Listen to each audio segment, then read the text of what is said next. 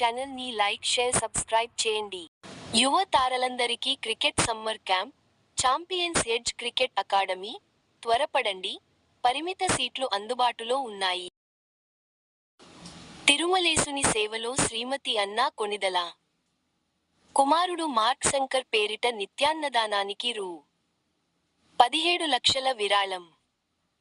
కలియుగ ప్రత్యక్ష దైవం తిరుమల శ్రీ వెంకటేశ్వర స్వామి వారిని ఉప ముఖ్యమంత్రి శ్రీ పవన్ కళ్యాణ్ సతీమణి శ్రీమతి అన్నా కొణిదల దర్శించుకున్నారు.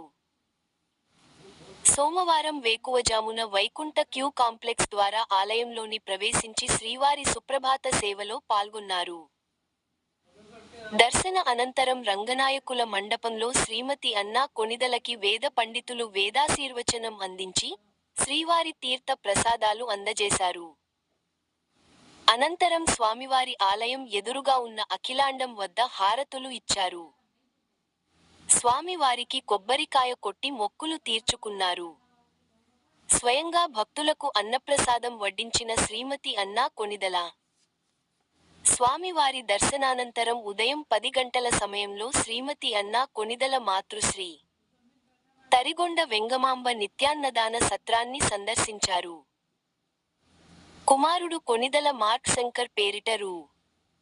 17 లక్షలు విరాళాన్ని తిరుమల తిరుపతి దేవస్థానం అధికారులకు అందించారు.